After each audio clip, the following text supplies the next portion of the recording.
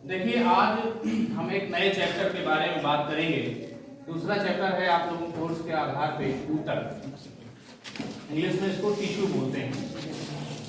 ऊतक कोशिकाओं का एक ऐसा समूह होता है जो संरचना, उत्पत्ति तथा कार्य के आधार पर समान होते हैं। अर्थात जब एक ही प्रकार की कोशिकाएं मिल करके, कई कोशिकाएं मिल करके एक समूह का निर्माण करती हैं, एक विशेष कार्य करने लगती हैं, तो ऐसी कोशिकाओं के समूह को ऊतक कहते हैं।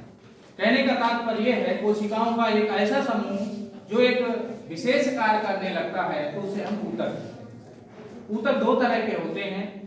एक पौधों में पाए जाने वाले ऊतक होते हैं, दूसरे होते हैं जंतुओं में पाए जाने वाले ऊतक, जिनको हम पादप ऊतक और दूसरे को हम जंतु ऊतक के नाम से जानते हैं। पादप ऊतक की अगर बात करें तो पादप ऊतक दो तरह का होता है। एक स्थायी ऊतक होता है, दूसरा विभाज्योतकी ऊतक होता है। अर्थात एक परमानेंट टिश्यू होता है, दूसरा मेरिस्टेमेटिक टिश्यू होता है। अगर हम स्थायी ऊतक की बात करें, स्थायी ऊतक जो होता है ऐसा ऊतक होता है जिनकी कोशिकाओं में विभाजन की क्षमता नहीं होती है।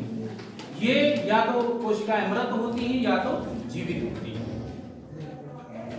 बात समझ में आ रही है? ये स्थायी ऊतक जो होता है, ये स्थायी ऊतक तीन प्रकार का होता है। साधारण ऊतक, दूसरा जटिल ऊतक, तीसरा विशिष्ट ऊतक। इंग्लिश बोलते हैं सिंपल टिश्यू, कॉम्प्लेक्स टिश्यू और स्पेशल टिश्यू। तीन प्रकार का होता है।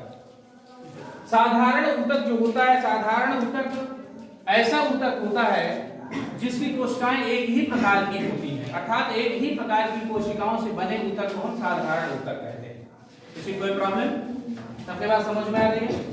साधारण ऊतक जो होता है यह तीन तरह का होता है। यहाँ पर लिखा हुआ है मृदु ऊतक, स्थूलपूर्ण ऊतक और दृढ़ ऊतक। इंग्लिश बोलते हैं पैरेन्काइमा, कोलेन्काइमा और स्क्लेरेन्काइमा। कोई प्रॉब्लम किसी को? सबके बात समझ में आ रही है?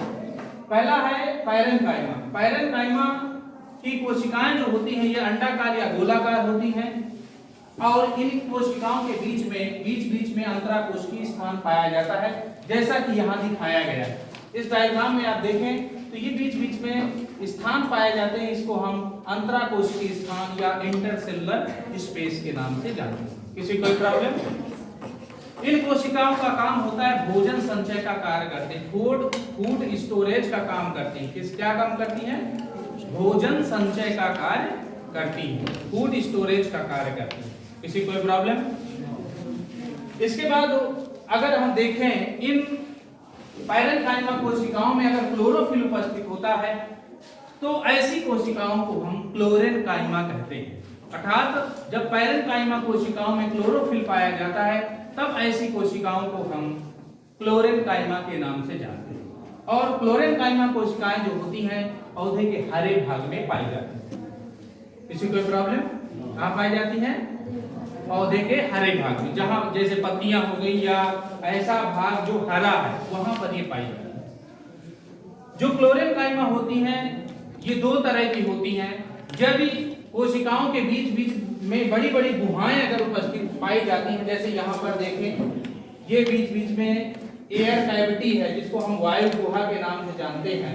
अगर ऐसी कोशिकाएं पाई जाती हैं तो उन्हें हम एरेन्काइमा या स्पॉन्जी टिश्यू कहते हैं। एरेन्काइमा या स्पॉन्जी टिश्यू कहते हैं। किसी कोई प्रॉब्लम? सबके बात समझ में आ गई?